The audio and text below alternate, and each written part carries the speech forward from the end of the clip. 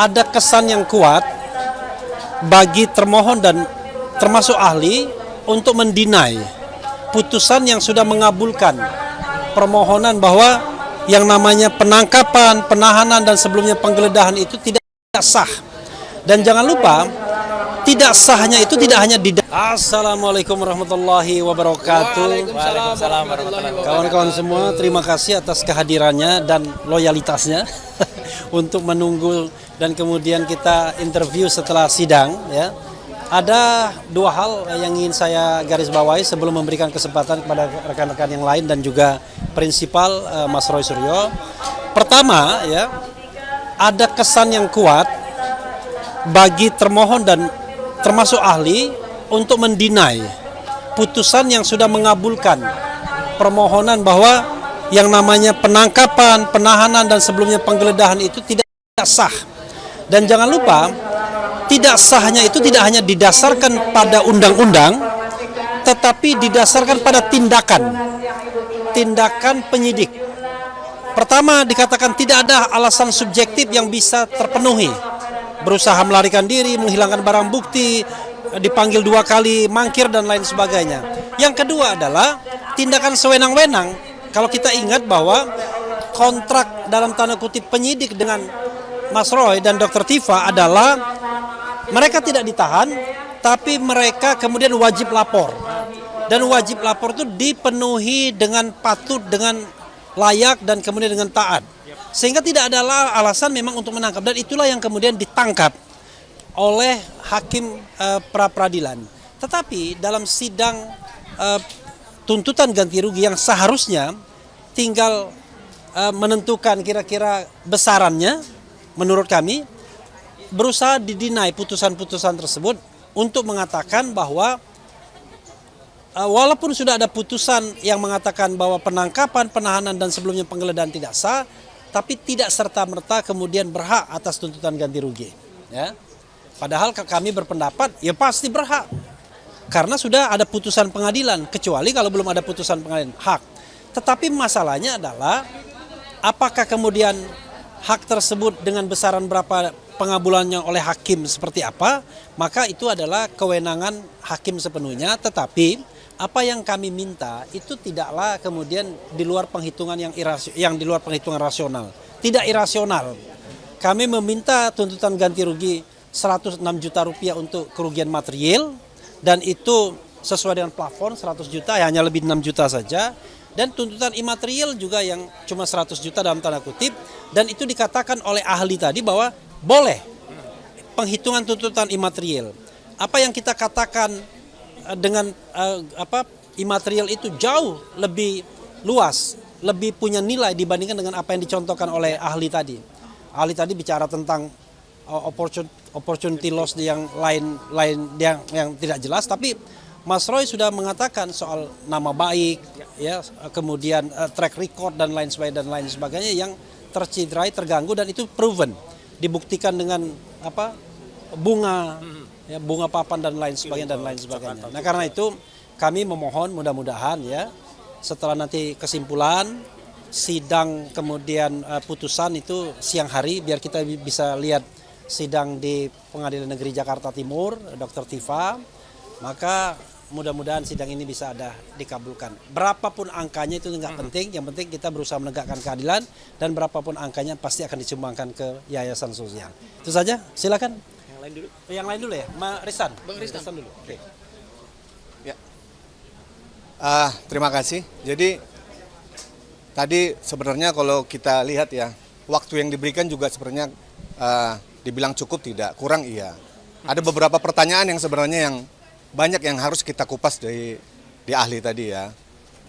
Nah, tadi yang ingin kami tanyakan adalah masalah yang telah disampaikan Bang RH tadi, bahwa ahli dalam hal ini tidak pernah melihat putusan pra-peradilan nomor 99 peradilan pertama ya Bang ya? Ya, nggak pernah baca. Tidak pernah membaca. Dan ahli tadi menyatakan bahwa alasan penahanannya adalah subjektif ya. Artinya melihat bahwa pelimpahan harus ditahan. Bagaimana dengan ancaman yang 5 tahun? Apakah harus ditahan? Nah, kalau melihat Kurang 5 tahun.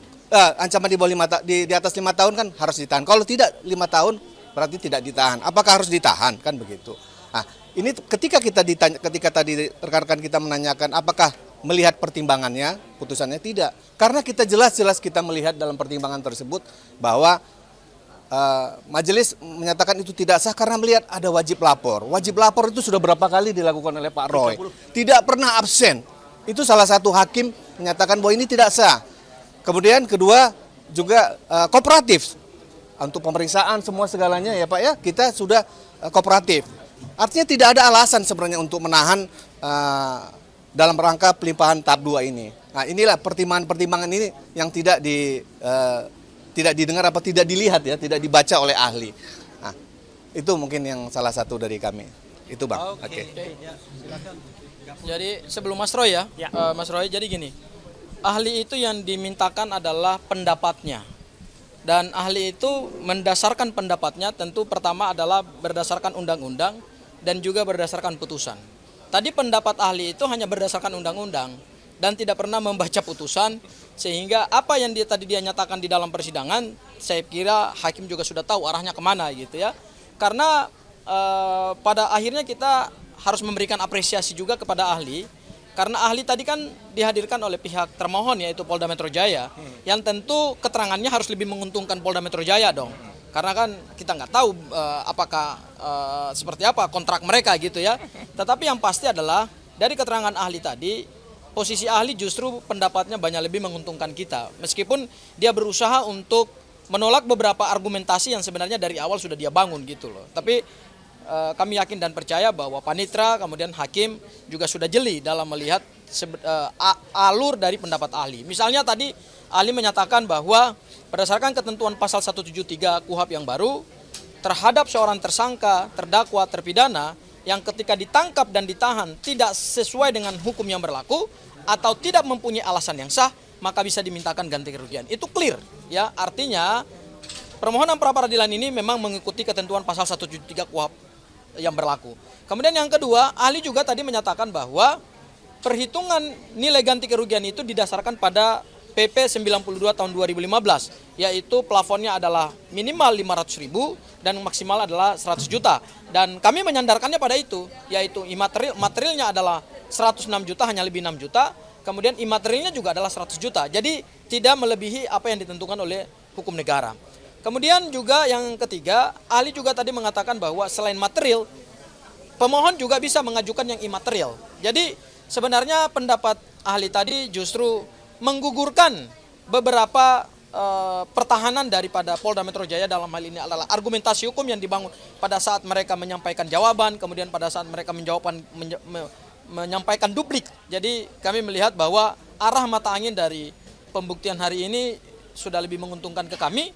Tinggal kemudian bagaimana hakim secara hati nurani, kemudian dengan independensinya, prinsip imparsialitasnya, kemudian merangkai semua dalil-dalil yang kami bangun pada saat surat permohonan pra peradilan, kemudian replik kami, termasuk juga jawaban dan duplik dari termohon, termasuk juga ahli yang kami hadirkan dan ahli yang dihadirkan oleh pihak termohon. Mudah-mudahan hakim menemukan titik terang di situ bahwa pemohon memang wajib untuk diberikan nilai ganti rugi, berapapun nilai ganti rugi yang akan diberikan oleh hakim pra peradilan, jangankan 100, jangankan sampai 206 juta yang kami mohonkan, 1 rupiah pun kalau memang itu didasarkan pada penalaran hukum yang bisa dipertanggungjawabkan dan berdasarkan fakta-fakta persidangan, tentu kami akan terima.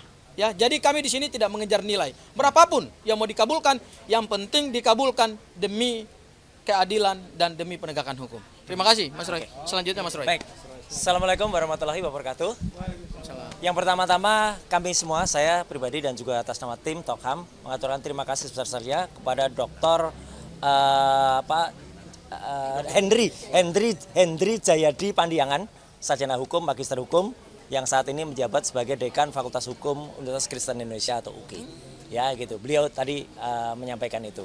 Karena apa? Karena sebenarnya benar tadi kata Pak Refli, kata juga Pak Aristan dan juga Pak Gafur.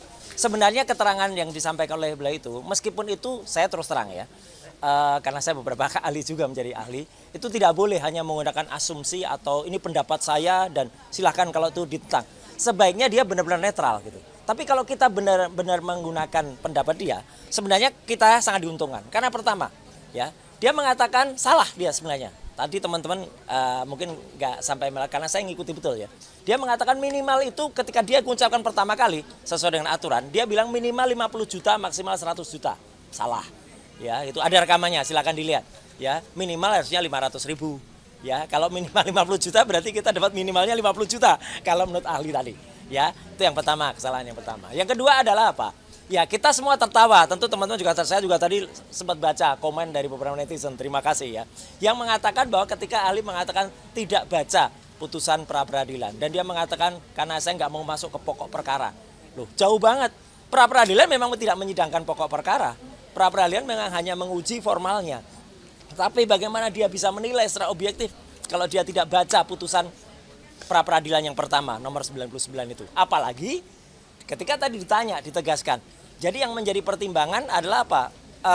Putusan pra peradilan atau undang-undang yang ada. Nah, dia agak sedikit mencoba berkelindan di situ, tapi ya saya maklumilah dia mencoba berselancar di antara itu. Dan juga ketika kemudian dia berusaha, tampak betul berusaha tadi kata Bang Refli mendinai atau menolak lagi putusan pra peradilan yang pertama. Padahal nggak boleh.